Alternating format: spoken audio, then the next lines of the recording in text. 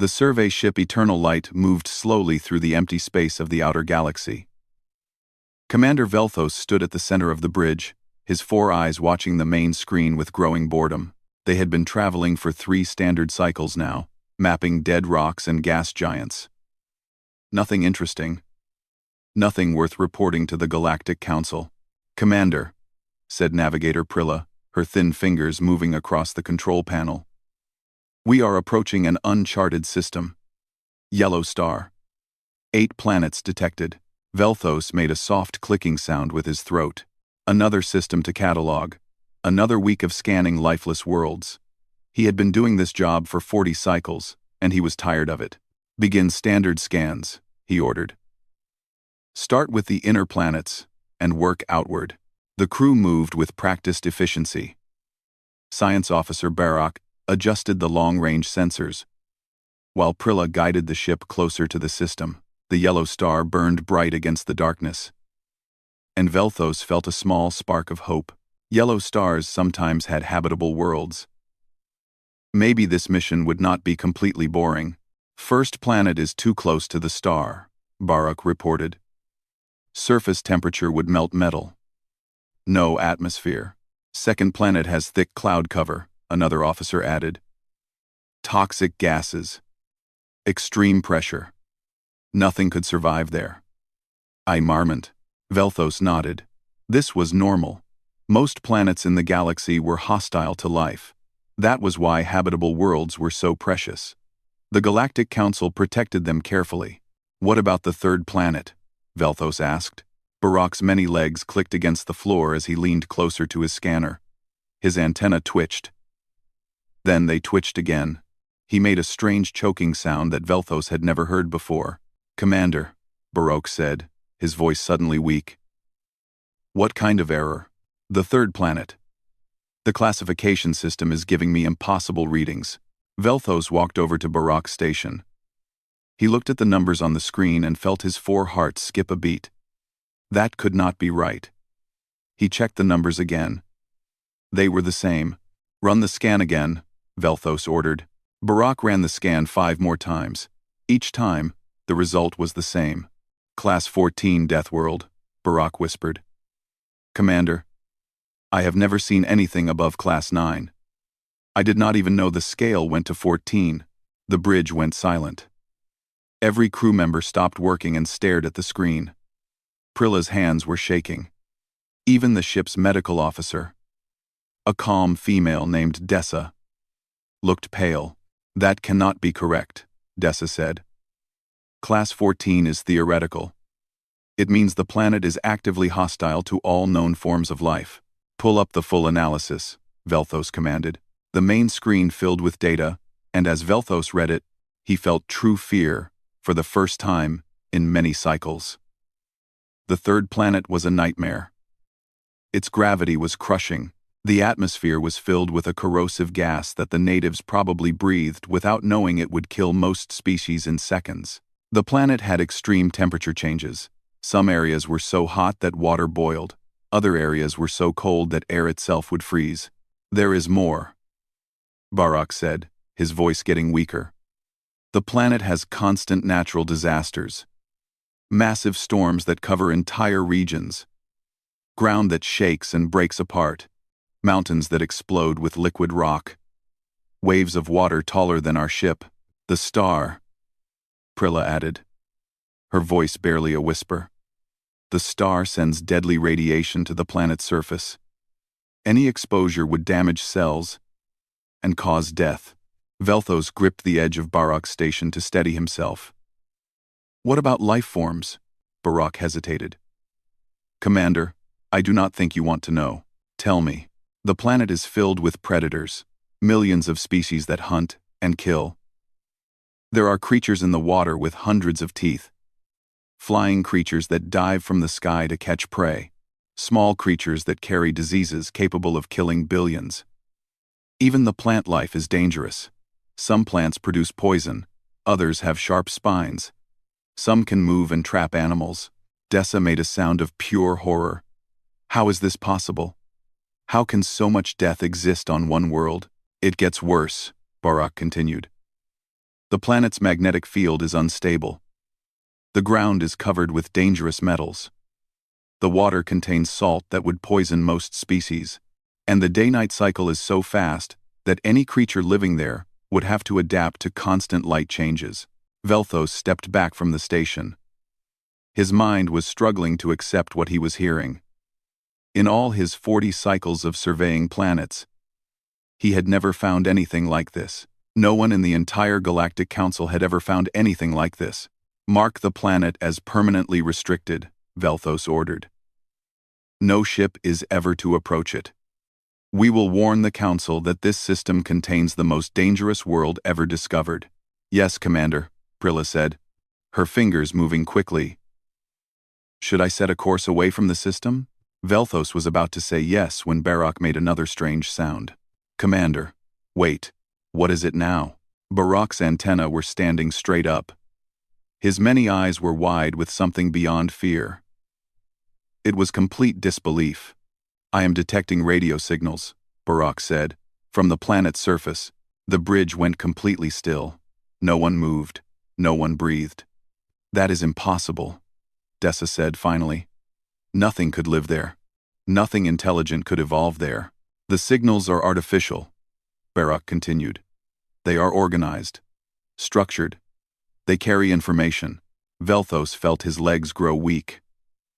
Are you saying there is intelligent life on the Class 14 Death World? Barak confirmed.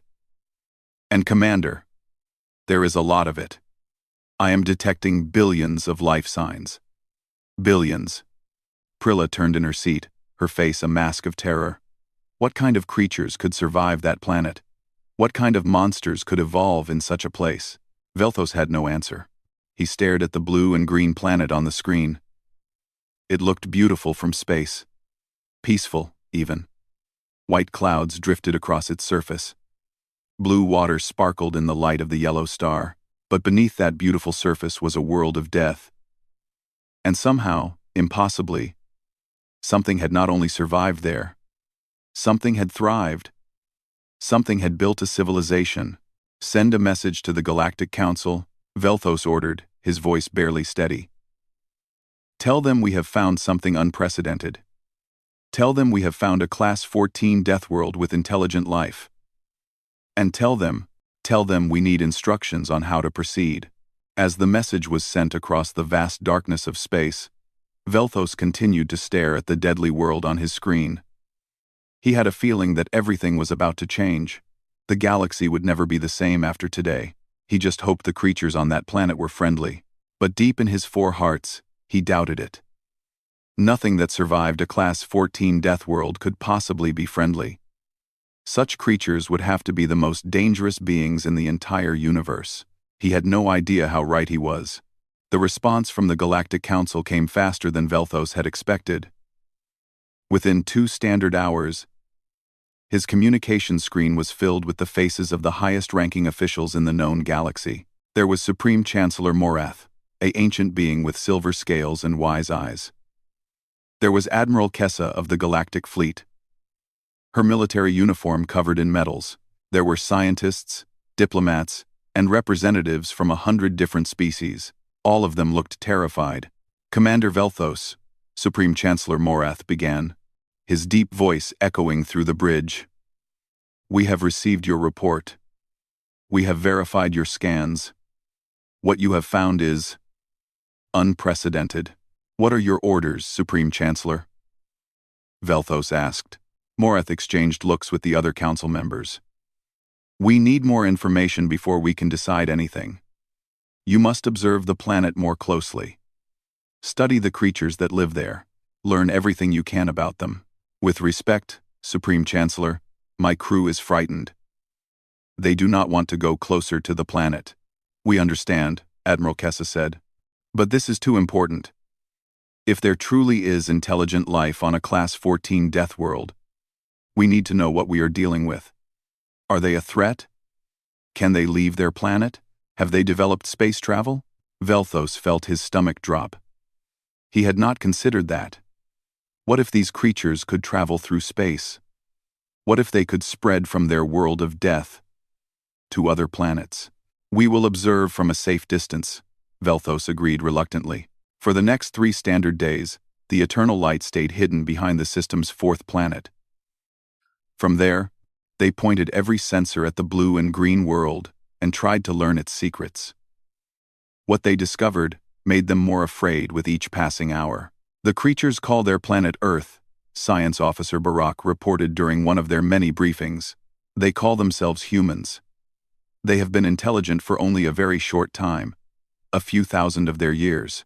A few thousand years? Dessa repeated. That is nothing. Most species take millions of years to develop intelligence. Evolution works differently on death worlds, Barak explained.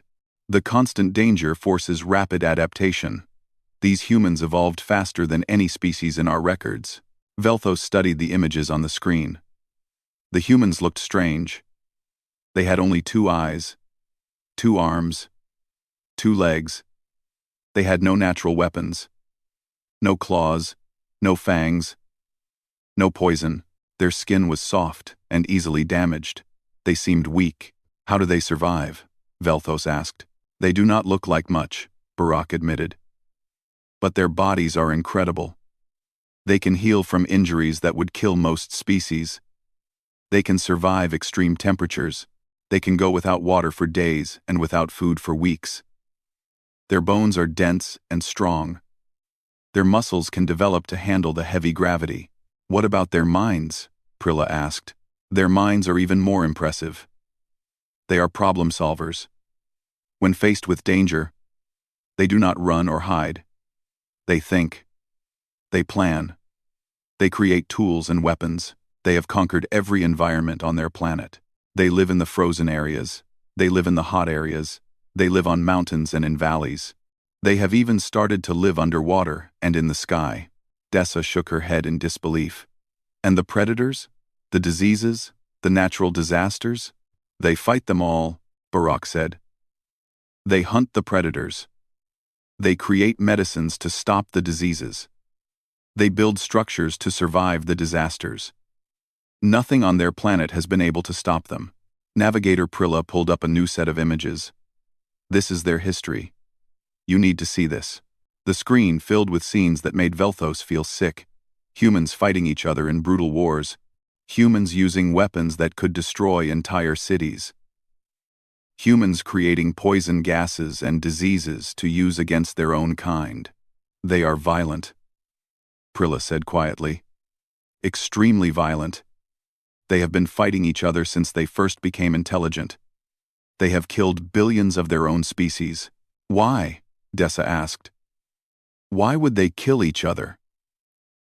Resources, territory, beliefs, sometimes for no reason at all. Prilla's hands were shaking as she showed more images. They have weapons that can split atoms and release enough energy to destroy everything for miles around. They have enough of these weapons to burn their entire planet. The bridge was silent. Everyone was trying to understand what they were seeing. A species that was violent enough to nearly destroy itself. A species that had survived a Class 14 death world. A species that seemed to enjoy fighting. We should leave, Medical Officer Dessa said. We should leave right now and never come back. These creatures are too dangerous. Wait, Barak said. There is more. Look at this. The screen changed again. This time, it showed humans doing something different. Building hospitals to help the sick, sharing food with the hungry, protecting children and elderly members of their species, creating art and music and stories. They are not just violent, Barak said softly. They are also capable of great kindness, great love, great sacrifice. I have watched them risk their lives to save complete strangers. I have watched them care for animals and plants. I have watched them create beauty from nothing. Velthos stared at the screen. He saw a human running into a burning building to save another human. He saw humans feeding a group of hungry children. He saw an old human holding a young human with obvious love. They are contradictions, Velthos said slowly. Capable of the worst violence and the greatest compassion. That is what makes them so dangerous. Admiral Kessa's voice came through the communication channel. The council had been watching the entire briefing. They are unpredictable. We cannot know what they will do. Have they developed space travel? Supreme Chancellor Morath asked. Baruch checked his data. Yes, they have left their planet. They have sent machines to explore their system. They have even sent some of their kind to their planet's moon. Then it is only a matter of time before they reach beyond their system, Morath said gravely. Only a matter of time before they meet us. Velthos felt the weight of those words. Somewhere on that blue and green planet, billions of Deathworld survivors were looking up at the stars. They were dreaming of traveling through space. They were building ships and technology. Soon, they would come. What do we do? Velthos asked. Before anyone could answer, Prilla made a sharp sound of alarm. Commander, I am detecting a ship. It just appeared from behind the planet's moon. What kind of ship? It is small. Primitive by our standards.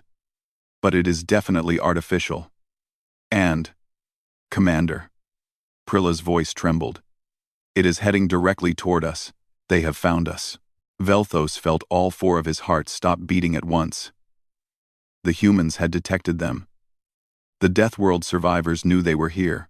They are sending a signal, Baruch reported. Audio and visual. They want to communicate. Do not respond, Admiral Kessa ordered through the channel. We do not know if they are hostile, but it was too late. The human ship was getting closer. On the main screen, Velthos could see it now. A metal vessel, rough and simple compared to galactic technology. But it was real. It was here, and the creatures inside it had survived a Class 14 Deathworld. They are hailing us again, Baruch said. The message is simple. They are saying, hello. We come in peace. We want to be friends. Velthos did not know if he should believe them. Could creatures from such a violent world truly want peace? Could survivors of such horror truly want friendship? He was about to find out. Open the channel, Velthos ordered against every instinct in his body. Let us meet these humans.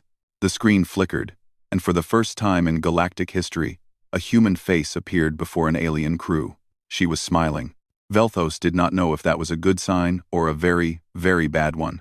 The human woman on the screen had dark hair and warm brown eyes. She was wearing a simple uniform, with patches on the shoulders. Behind her, Velthos could see another human, a male with a friendly face and curious expression. Hello, the woman said again. Her voice was calm and steady. My name is Yuna. This is my crew member, Teho. We are explorers from Earth. We detected your ship and wanted to say hello. Velthos found himself unable to speak. He was looking at a creature that had survived the impossible. A being that had evolved on a world that should have killed everything, and she was smiling at him like it was the most normal thing in the universe. Commander, Baruch whispered urgently. She is waiting for a response. Velthos cleared his throat. I am Commander Velthos of the Galactic Survey Ship Eternal Light. We represent the Galactic Council. We were not expecting to find intelligent life in this system. Yuna's smile grew wider. We were not expecting to find anyone either. This is amazing. Our scientists predicted we might find evidence of life in the galaxy. But I never thought I would be the one to make first contact. Behind her, Teho leaned forward with excitement. Is that what you really look like? That is so cool. You have 4 eyes. How does that work? Can you see in all directions at once? The questions came so fast that Velthos could not keep up. These humans did not seem afraid at all.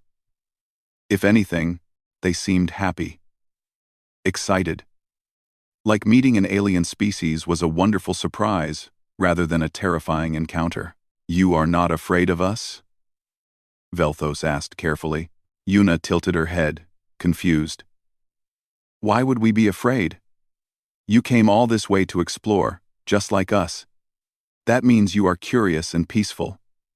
We should be friends. Velthos exchanged looks with his crew. This was not what they had expected. The violent, dangerous Deathworld survivors were supposed to be aggressive and threatening. Instead, they were acting like eager children meeting new playmates. Captain Yuna, Admiral Kessa's voice came through the communication channel. I am Admiral Kessa of the Galactic Fleet. We would like to invite you aboard the Eternal Light for a formal first contact meeting. There was a brief pause as Yuna and Tejo looked at each other. They seemed to be communicating silently, the way close partners often did. Then Yuna nodded. We would be honored, she said. We can dock with your ship in about 30 minutes. Is there anything we should know beforehand? Any customs or protocols? Just come aboard, Velthos said weakly. We will receive you in our main meeting room. As the communication ended, the bridge erupted into nervous activity. Medical Officer Dessa was preparing emergency supplies. Navigator Prilla was checking the ship's defense systems. Science Officer Barak was running more scans on the approaching human vessel. Their ship is so primitive, Barak muttered. Metal hull, chemical propulsion, minimal radiation shielding. How did they survive the journey? They are Deathworld survivors, Velthos reminded him. They survive everything. 30 minutes later, the human ship docked with the Eternal Light. Velthos stood in the meeting room with his senior crew, watching the airlock door with a mixture of fear and fascination. The door opened with a soft hiss. Yuna stepped through first. She was shorter than Velthos had expected. Her soft skin looked fragile. Her small teeth did not look dangerous at all. She moved with a grace that suggested hidden strength, but nothing about her appearance screamed predator. Tejo followed behind her. He was taller than Yuna, with broader shoulders. His eyes moved around the room quickly, taking in every detail. He smiled at each crew member he saw, raising his hand in a gesture of greeting. Thank you for having us, Yuna said. She reached out her hand toward Velthos. Velthos flinched back instinctively. What are you doing? Yuna paused, then laughed softly. Sorry. It is a human greeting. We shake hands to show we mean no harm. You grab each other's hand and move it up and down. That seems very trusting, Dessa observed. You are putting your hand within reach of someone who could harm you. Tessa, that is the point, Tejo explained. We show we trust each other enough to be vulnerable. It builds connection. Velthos slowly extended one of his forearms. Yuna gently took his hand and shook it. Her grip was warm and firm. Not threatening. Not weak. Just friendly. See? Yuna said. Now we are friends. The meeting that followed was unlike anything Velthos had ever experienced. The humans were curious about everything. They asked about the Galactic Council, about other species, about how faster-than-light travel worked. They shared information freely, telling stories about Earth and humanity without any apparent secrets. But as the conversation continued, Velthos noticed something strange. Every time the humans mentioned something about their planet, the alien crew reacted with shock and horror. And every time, Yuna and Tejo seemed confused by their reaction. You said your planet has earthquakes, Barak said carefully. How often do they happen? Oh, all the time, Tejo said casually. Some areas have small ones every day. The big ones are less common, but they can be pretty bad. Why do you ask? The ground just moves and shakes and destroys buildings? Sure. We have early warning systems now, so we can prepare. It is not that big of a deal. Barak looked like he might faint. What about the predators? Dessa asked. How do you deal with creatures that want to eat you? Yuna shrugged. We are careful in areas with dangerous animals.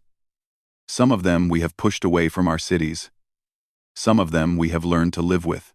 Bears can be dangerous, but if you know what to do, you can usually avoid problems. Bears, Prilla repeated weakly. You have creatures called bears. They are actually pretty cute, Tejo said with a grin, especially the cubs. Very fluffy. Cute, Prilla whispered to herself. They think predators are cute. As the hours passed, the alien crew learned more about Earth.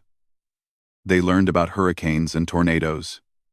They learned about volcanoes and tsunamis. They learned about diseases that had killed millions of humans throughout history. They learned about wars and violence and suffering, and through it all, Yuna and Tejo spoke casually, as if living on a Class 14 death world was perfectly normal. As if surviving constant danger was just what life was supposed to be like. I do not understand, Velthos finally said. How are you not afraid all the time? How do you live with so much death around you? Yuna thought about the question carefully. I suppose we are used to it. Earth is the only home we have ever known. We did not know it was supposed to be different. But do you not feel fear? Of course we feel fear, Tejo said. Fear is useful. It keeps us alert. It helps us survive. But we do not let fear stop us. If we did, we would never leave our beds in the morning. Yuna nodded. Humans have a saying, feel the fear and do it anyway. We know the world is dangerous. We face that danger every day. But we also find joy and love and meaning in our lives. The danger makes the good things even more precious. Velthos stared at these two small, fragile-looking creatures. They had no natural armor. No claws. No venom. By all measures, they should be prey, not predators. They should be extinct, not exploring the stars. But they were here. They had survived their impossible world. And they had done it by refusing to give up. By facing their fears. By finding hope in the darkness. For the first time, Velthos began to wonder if he had misunderstood these humans completely. Maybe they were not monsters. Maybe they were something else entirely. Something the galaxy had never seen before. The meeting continued for many hours. The Galactic Council watched through the communication link, recording every word. Scientists across 100 worlds analyzed the data in real time. This was the most important discovery in galactic history, and everyone knew it. But the more they learned, the more disturbed they became. Tell us more about your bodies, Medical Officer Dessa requested. She had been running medical scans on the humans since they arrived, and the results were making her uncomfortable.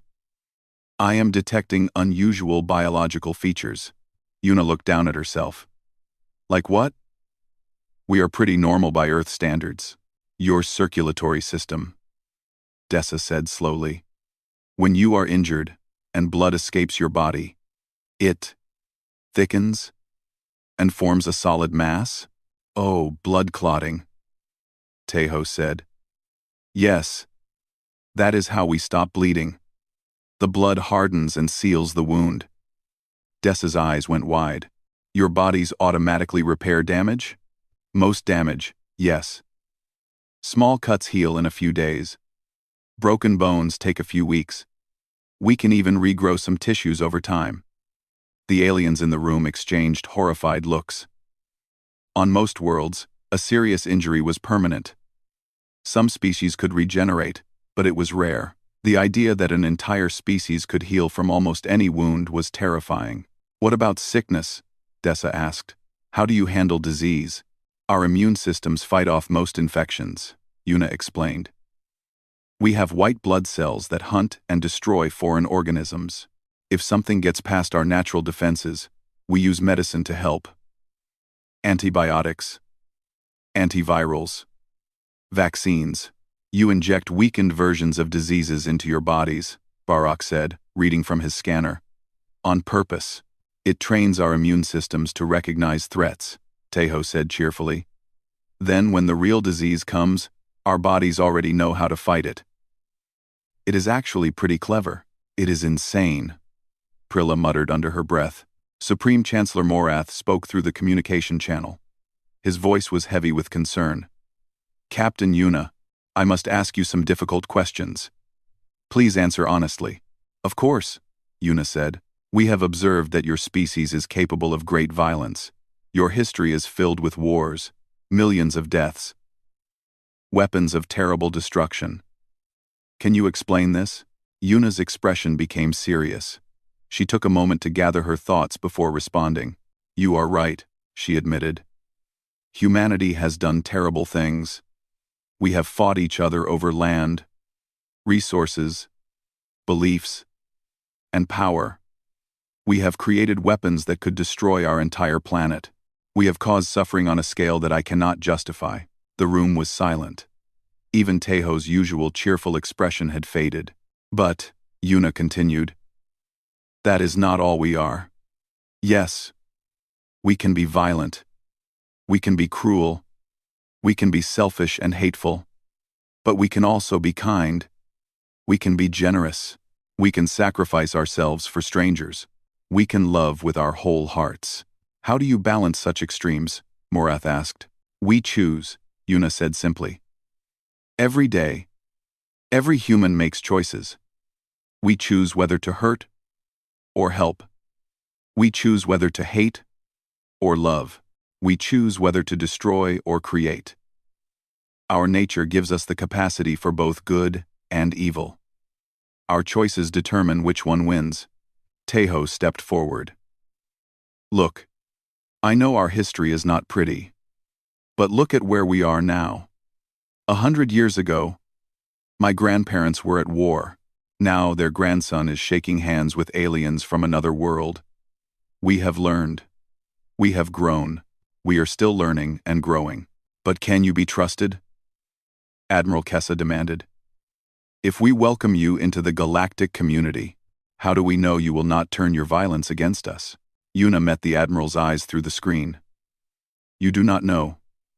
You cannot know for certain. Trust has to be built over time. All I can tell you is that we came here in peace. We want to learn and explore and make friends. We have no interest in conquest or destruction. And if someone attacks you? Kessa pressed. What then? Yuna paused. When she spoke again, her voice was calm but firm. If someone attacks us, we will defend ourselves. We will protect our families and our home. We will fight with everything we have, because that is what Deathworld survivors do. We do not start fights, Admiral, but we finish them. The words hung in the air. There was no threat in Yuna's voice. No aggression. Just simple truth.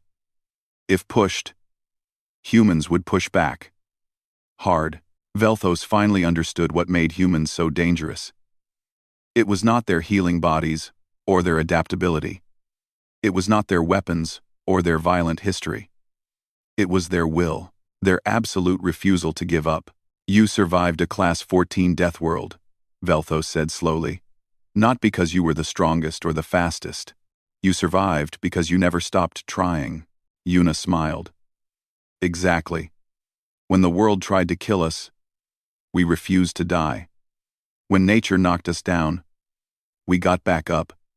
When diseases swept through our population, we found cures. When we faced extinction, we found a way to continue. Persistence hunters, Barak muttered, reading something on his scanner. Your ancient ancestors hunted by chasing prey until it collapsed from exhaustion.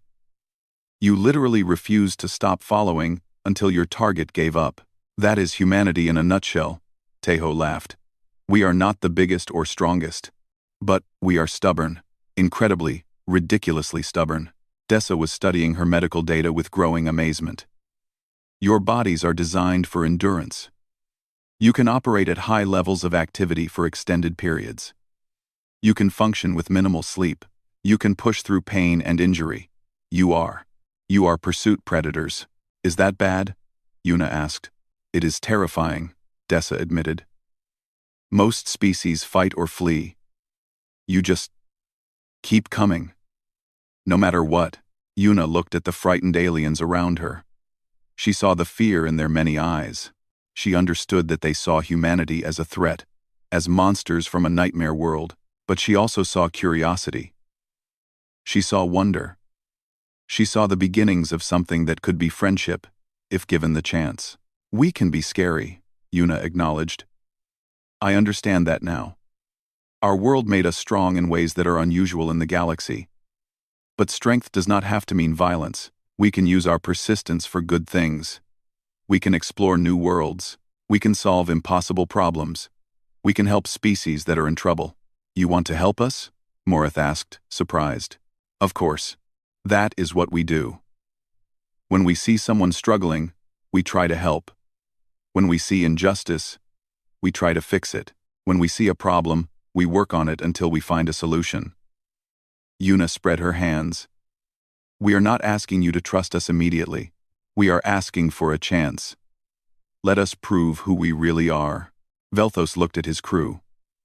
He saw Barak's scientific curiosity winning over his fear. He saw Dessa's medical fascination growing stronger. He saw Prilla's suspicion slowly turning to wonder. And in himself, Velthos felt something changing. He had started this day terrified of the Deathworld survivors. Now he was beginning to see them differently. They were not monsters. They were survivors. And maybe, just maybe, they were exactly what the galaxy needed. The Galactic Council debated for 3 standard days. Representatives from every major species offered their opinions. Some wanted to isolate Earth and quarantine the dangerous humans. Others wanted to study them from a distance. A few suggested more extreme measures, but something unexpected happened during those 3 days. Yuna and Tejo stayed aboard the Eternal Light as guests. They ate meals with the crew. They shared stories and jokes. They answered endless questions with patience and good humor, and slowly, the aliens began to see them not as threats, but as people. Navigator Prilla was the first to change. She found Yuna sitting alone in the observation deck, staring out at the stars with a look of wonder on her face. "You have never seen this view before," Prilla said softly. "Space from so far away." Yuna shook her head. "Never. I have seen pictures and videos, but being here, actually floating among the stars, it is the most beautiful thing I have ever experienced." "Your people have only just started exploring," Prilla said. "You have so much more to see." "Hey. I hope so." Yuna turned to look at Prilla. "I hope your council gives us a chance. I know we are strange to you. I know our world is terrifying, but there is so much we could learn from each other." Prilla hesitated, then sat down beside the human. "May I ask you something personal?" "Of course. Are you afraid? Right now? Being here with us? You do not know if we will accept you or reject you. You do not know if you will ever see your home again." Yuna thought about the question. "Yes. I am afraid. Being here is scary. Everything is unknown. But I learned a long time ago that fear is not my enemy. Fear tells me that something matters, and this matters. Making contact with your galaxy matters. So I feel the fear. And I keep going anyway." Prilla nodded slowly. "Your people are very brave. We are also very scared." Yuna laughed. "All the time. We just hide it well." Sensla. Meanwhile, Tejo had become unlikely friends with Science Officer Barak. The alien scientist was fascinated by human biology and history. He spent hours asking Tejo questions about Earth's ecosystems, human evolution, and their cultural development. "I do not understand something," Barak said during one of their conversations. "Your planet has so much death, so much danger. How do your children survive? How do they grow up without being destroyed by the environment?" "They have us," Tejo said simply. "Parents, families, communities. We protect our young ones with everything we have. It is maybe the strongest instinct humans have. We will die to keep our children safe. Even other people's children? Any children, all children. In human society, hurting children is the worst crime. We will cross any line to protect them." Barak's antenna twitched with interest. "That is a powerful instinct. It has to be. Our world is dangerous. If we did not protect our young so fiercely, we would have died out long ago." As the days passed, more crew members began to warm up to the humans. Medical Officer Dessa found that she enjoyed Yuna's company. The human woman was intelligent and curious, asking thoughtful questions about alien biology and medicine. Commander Velthos discovered that Tejo had a quick wit and a talent for making people laugh, even across species boundaries. When the council finally reached their decision, Velthos received the message with mixed feelings. He had grown fond of the 2 humans. He did not want to deliver bad news. "The council has reached a verdict," Supreme Chancellor Morath announced through the communication channel. His expression was serious, but Velthos thought he saw something else there. Hope, maybe, or curiosity. The entire crew gathered in the main meeting room. Yuna and Tejo stood together, holding hands. They looked nervous but calm. Whatever happened, they would face it together. We have debated extensively, Morath continued. There were many who wanted to reject humanity. Your world is dangerous. Your history is violent. Your potential for destruction is enormous. Yuna lowered her head slightly. Teho squeezed her hand. However, Morath said, and his voice became warmer, there were also many who saw something different. Something valuable. Commander Velthos and his crew have spent days with your representatives. Their reports have been illuminating. Velthos stepped forward. Supreme Chancellor, if I may? Speak, Commander. I was terrified when we discovered Earth, Velthos admitted. I thought we had found monsters. But after spending time with Captain Yuna and her crew member Teho, I have changed my mind. Yes, humans are dangerous. Yes, they are capable of terrible violence. But they are also capable of remarkable kindness. He looked at the two humans. I have watched them show compassion to crew members who feared them. I have watched them share knowledge freely. I have watched them face uncertainty with courage and hope. These are not the qualities of monsters. These are the qualities of beings worth knowing. Dessa stepped forward too. From a medical perspective, humans are remarkable. Their bodies are designed for survival. Their minds are flexible and creative. They could contribute greatly to galactic science and medicine. Even Prilla added her voice. They are brave. Braver than most species I have encountered. They face their fears instead of running from them. That kind of courage is rare. Supreme Chancellor Morath was silent for a long moment. Then he nodded slowly. The Galactic Council has decided to accept humanity as provisional members of the galactic community. There will be restrictions at first. Monitoring. Careful observation. But we will give humans the chance to prove themselves. Yuna's face lit up with joy. Teho let out a whoop of happiness and lifted her off her feet in a spinning hug. The crew of the Eternal Light watched with amusement and wonder. Thank you, Yuna said when Teho finally put her down. Thank you for giving us this chance. We will not disappoint you. See that you do not, Admiral Kessa said, but there was something like a smile on her face. We will be watching closely. As the communication ended, the meeting room erupted into conversation. Crew members gathered around the humans, asking questions and offering congratulations. For the first time since the discovery of Earth, there was no fear in the air, only excitement and possibility. Velthos pulled Yuna aside.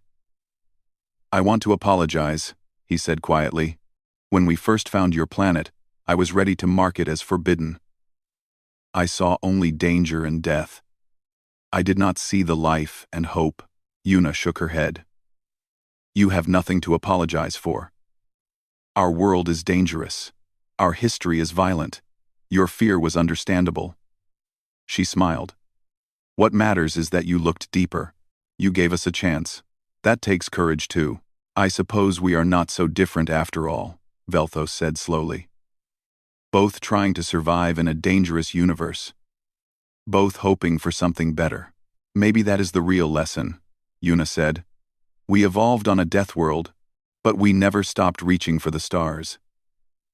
You built a galactic civilization, but you still fear the unknown. In the end, we all face the same darkness. We just have to choose to light a candle instead of cursing it. Teho appeared beside them, grinning widely. So what happens now? Do we go back to Earth and tell everyone the good news? Eventually, Velthos said.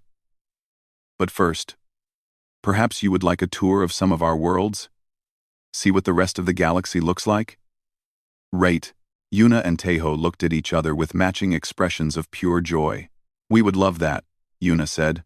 As the Eternal Light prepared to leave the Earth system, Velthos took one last look at the blue and green planet on his screen. A Class 14 death world. Home to billions of the most resilient beings in the universe. He had started this mission looking for dead rocks and gas giants. Instead, he had found humanity, and the galaxy would never be the same. But as he watched Yuna and Teho laughing together, already making friends with his crew, Velthos decided that was a good thing. Sometimes the most dangerous creatures turned out to be the best allies, and sometimes The survivors of the worst worlds had the most to teach everyone else about how to live.